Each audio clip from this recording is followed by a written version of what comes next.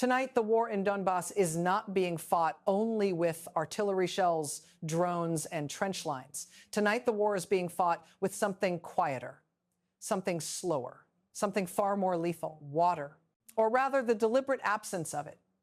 Across a territory the size of a small European nation in the occupied regions of Donetsk and Luhansk, a carefully engineered water catastrophe is unfolding. It is the largest, quietest, and deadliest siege modern Europe has seen in generations.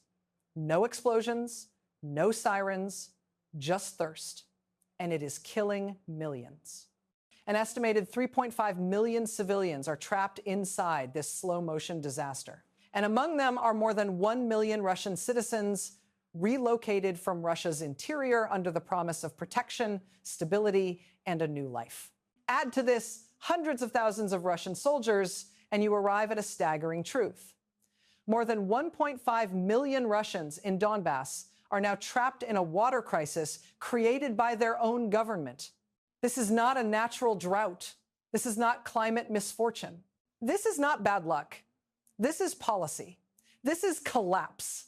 This is the hidden cost of empire under Vladimir Putin. The crisis has escalated dramatically in 2025, with residents in occupied Donetsk reporting running water for only a few hours a week, if at all.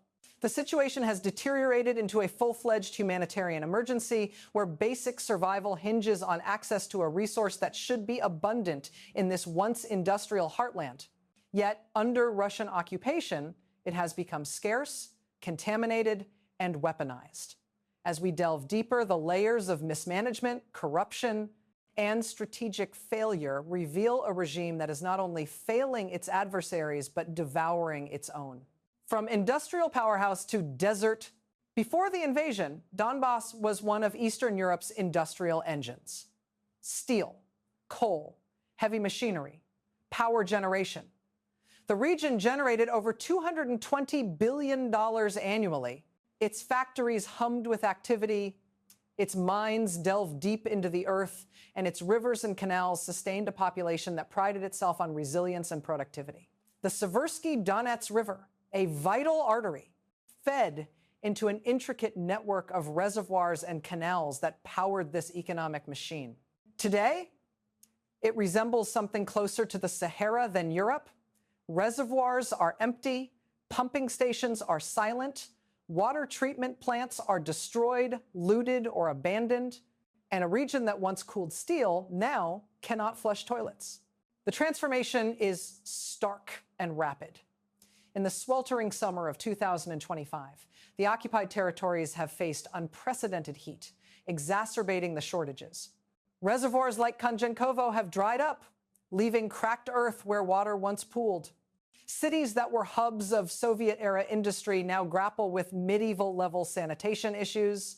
The heart of this collapse lies in one critical piece of infrastructure: a 133-kilometer canal system carrying water from the Seversky Donets River, once supplied 94% of Donbass's total water needs. That canal is now nothing more than broken concrete and rusted steel.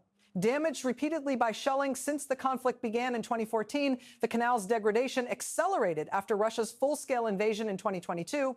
Frontline sections, particularly around Chasiv Yar, have been drained, bombed, and repurposed as defensive positions, turning a lifeline into a war zone. This isn't just an environmental shift, it's an economic death knell. Steel mills, which require vast amounts of water for cooling, have ground to a halt. Coal mines, already hazardous, now flood uncontrollably without proper pumping. Agriculture, once a secondary but vital sector, withers under the sun.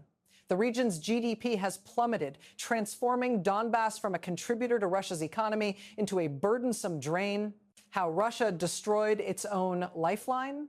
In early 2022, Russian forces rushed to seize the canal under the public pretext of protecting water infrastructure. What followed instead was self-inflicted artillery damage, looting of pumping stations, engineering failure under occupation, corruption, gutting maintenance budgets, and total operational collapse. The Russians did not lose the canal to Ukraine. They lost it to themselves, their own fire, their own corruption, their own incompetence. And by doing so, they severed the lifeline of the very region they claimed to be liberating. Russian-installed officials, like Denis Pushilin, the head of the self-proclaimed Donetsk People's Republic, have repeatedly blamed Ukraine for imposing a water blockade. However, independent analyses and reports indicate that much of the damage stems from Russian military actions.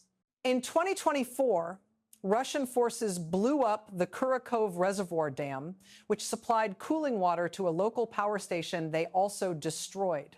Earlier incidents include the deliberate destruction of pipes to facilitate offensives, allowing equipment to cross but rendering the system inoperable. Corruption has compounded the issue. Billions of rubles allocated for repairs vanished into a familiar vortex. Budgets to contracts to offshore accounts to elite pockets. The arrest of Deputy Defense Minister Timur Ivanov on massive embezzlement charges exposed this rot. Ivanov, who oversaw military construction, including infrastructure in occupied territories, was convicted of embezzling millions, potentially linked to failed projects in Donbass. Even darker tales emerge, like the tortured body of Isaiah Zakharov, a key canal contractor, suggesting that the water in Donbass is not just dirty, it is bloody. When water becomes a black market weapon, fast forward to the summer heat of 2025, in Donetsk and Luhansk today, water does not run from taps. When it appears, it flows only for a few hours per week. The liquid is often yellow, brown, foul-smelling. It contains heavy metals and industrial chemicals. It is biologically unsafe. Water is no longer a basic human right. It is a black market commodity, sold from tanker trucks at extortion prices. Controlled by local occupation authorities and criminal networks. Loyalty now determines access. Those who comply drink. Those who question thirst. Residents queue at water trucks, filling 5-liter bottles and canisters, a scene reminiscent of wartime rationing, but in a region under stable Russian control. In some areas, water arrives only once every 3 days, forcing people to hoard and ration. The black market thrives amid this scarcity, with prices inflated and supplies manipulated by those in power. Occupation administrations have been accused of restricting deliveries to loyal districts, turning hydration into a tool of repression. Russian soldiers are drinking radiator fluid. Here is where the story turns grotesque. The water crisis is not only crushing civilians, it is crippling the Russian army itself. Reports leaking from the front describe inability to bathe, skin infections spreading, severe lice infestations, gastrointestinal epidemics, rationed drinking water, and in extreme cases, soldiers drinking radiator coolant because no clean water exists. While direct evidence of radiator fluid consumption is anecdotal, the broader shortages are well documented. Russian soldiers complain of not being supplied with water, forcing them to drink from puddles near corpses. Each soldier is reportedly given 18 liters for 14 days, but commanders limit it to 1.5 liters per day, leading to desperation. This is not rumor. This is logistical collapse. A state that claims to be a global military superpower cannot provide potable water to its own troops on territory it occupies. This is not military defeat. It is civilizational failure. Soldiers have surrendered due to thirst, going days without food or water. The crisis undermines morale and combat effectiveness, with infections spreading rapidly in unhygienic conditions. Moscow's solution: drink mineral water. The Kremlin's public response borders on dystopian satire. Instead of restoring infrastructure, authorities instructed residents to drink mineral water instead of tap water. There is just one problem. Experts warn that Donbass groundwater is heavily contaminated. Excessive mineralization, sulfates, petroleum residues, industrial toxins, methane infiltration from mines. In other words, the state is encouraging soldiers and civilians alike to drink a toxic chemical cocktail. This is not negligence. This looks like a human experiment. Groundwater in the region, already polluted from decades of mining, has worsened due to flooding and lack of maintenance. Where did the repair money go? On paper, billions of rubles were allocated to restore water infrastructure. In reality, they followed a familiar Russian route: Budgets, contracts, offshore accounts, elite pockets. Ivanov's case, involving embezzlement of over 4 billion rubles, highlights how funds for critical projects disappear. A governor who pretends while selling water. Moscow-appointed leader Denis Pushilin regularly assures Putin that everything is under control. Behind the scenes, his administration is accused of selling tanker water at extortion prices, restricting deliveries to loyal districts, weaponizing access, turning humanitarian collapse into revenue. When Pushilin staged publicity by driving a water tanker himself, it did not inspire confidence. It exposed theater. Pushilin has deflected blame onto Ukraine, insisting Moscow must capture the canal's source to resolve the crisis. A pipeline that never worked. Russia built an emergency pipeline from the Don River, paraded as a strategic victory. Even Putin admitted publicly, pumps are insufficient, pipes are low quality, flow rates are far below required capacity. Translation: Russia cannot supply water to a region it occupies. The 194-kilometer project, completed in 2023, covers only half the needs, with frequent breakdowns and leaks. A city reverts to the Middle Ages. In Donetsk today, people cannot flush toilets, they defecate into plastic bags, they throw waste from windows. A modern industrial city now resembles a medieval plague zone, and this is occurring under the banner of liberation. The return of medieval diseases. Without water, hygiene collapses. With hygiene collapsed, disease rushes in. Doctors describe dysentery, typhoid-like outbreaks, skin infections, cholera-like symptoms. Hospitals cannot sterilize equipment. Not because electricity is lacking, because water is gone. Infection rates are reportedly classified as state secrets. The same bacteria now move through military units. A soldier can hide from shells. He cannot hide from contaminated water. Typhus and cholera are spreading among occupiers, triggered by drinking dirty water from rivers and wells. Outbreaks of waterborne diseases like cholera have been reported in Ukraine, exacerbated by the war, a superpower defeated by bacteria. The irony is devastating. A military boasting hypersonics now fights cholera.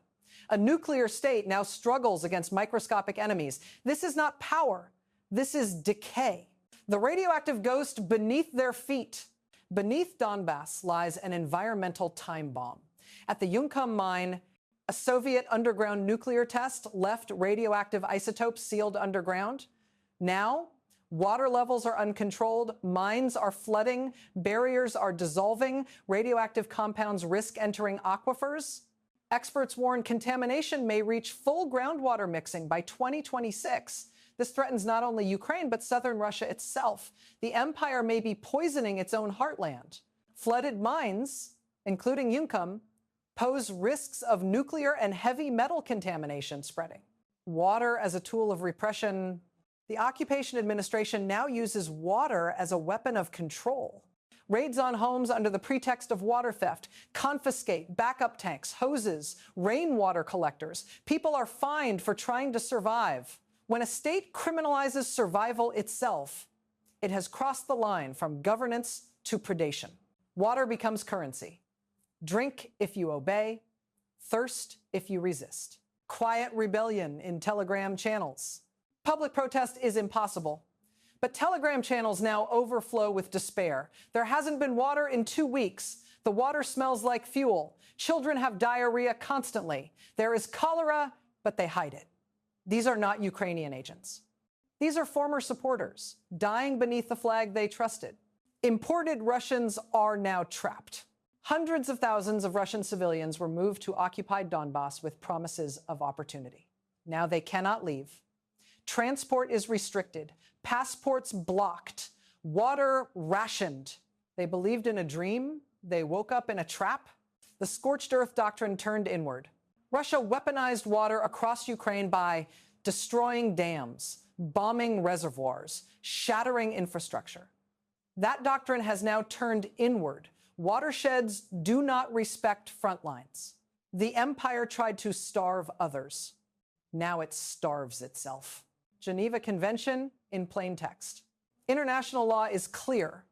An occupying power must provide water, food, sanitation, medical care. Failure is not mismanagement, it is a war crime. Russia once accused Ukraine of water genocide. Now it stands accused of doing exactly that. A state that cannot lay pipes. Propaganda promised tunnels, desalination, rain, aircraft. Reality delivered none of it. Because in a system built on corruption, budgets vanish, engineering collapses, oversight dissolves. A state unable to lay 100 kilometers of pipe cannot govern war, health, or cities. If there is no water, there is no state. Political science is blunt. Without water, there is no health, no industry, no agriculture, no stability. And in Donbass today, there is no functioning Russian state. Only occupation, only repression, only thirst. The toxic liquid flowing from taps is the metaphor of authoritarian rule. Opaque, poisoned, unaccountable, deadly. From industrial core to toxic ghost zone, strategically, the gamble has failed. Without water, steel mills die, power stations fail, crops vanish, cities become liabilities. Donbass now generates no value, only cost. A toxic ghost economy requiring permanent repression. A crisis that spreads beyond borders. Radioactive seepage, disease migration, groundwater contamination. These do not stop at checkpoints. The poisoned wells of Donbass may become the poisoned rivers of Russia. This is ecological blowback, and it is irreversible. The final irony. The citizens promised rebirth now queue for muddy water. The soldiers promising protection now fight dehydration. The regime promising strength cannot supply clean water. Empires have collapsed from drought before. History records that. And now the drying rivers of Donbass may become the gravestones of Putin's Russian world fantasy. The taps have run dry, patience has evaporated, and when the storm finally comes, it may not bring rain. It may bring fire.